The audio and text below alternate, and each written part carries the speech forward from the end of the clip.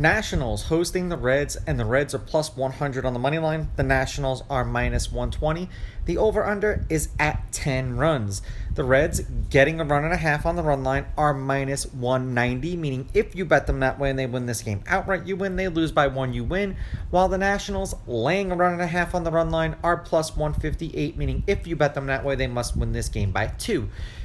Williamson did not pitch against the Nationals either last year or this year. The Reds have lost his last 2 starts as a team. They are 7-3 in his last 10 appearances. He's averaging 4 1/3 innings pitched and 3.4 strikeouts per game in those games. Gore pitched spectacularly against the Reds last year. 5 shutout innings. They won that game 6-0. He struck out 7. That was in D.C. 5 innings, 1 run, 1 earned. They won that game 8-5. That was in Cincinnati, and he struck out 10, which is probably why the Nationals are the favorite in this game. The Nationals, however, are 2-8 as a team in his last 10 starts. He's averaging 5 innings pitched and 5.9 strikeouts per game in those games. So given the stat line that I just gave you on his K line against the Reds, you may want to consider taking him on the K line. Now, head-to-head, the road team is 8-2.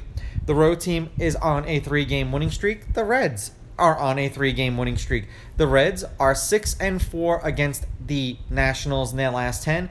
The favorite is on a 3-game winning streak. However, the underdog getting a run and a half on the run line is 6-4.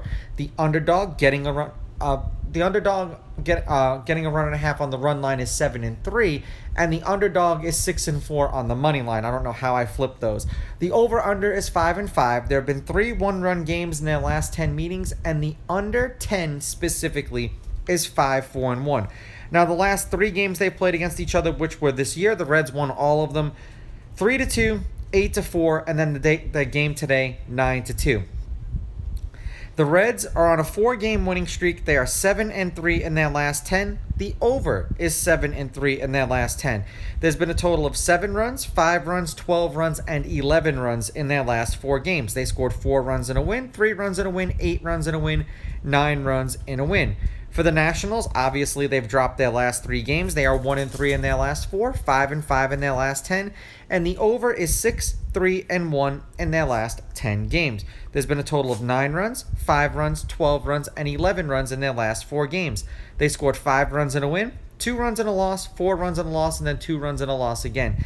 I understand that Gore pitched well, but the Reds have been playing better than the Nationals, and to get them as an underdog versus with a pitcher who hasn't pitched against the Nationals, we don't know what he can do.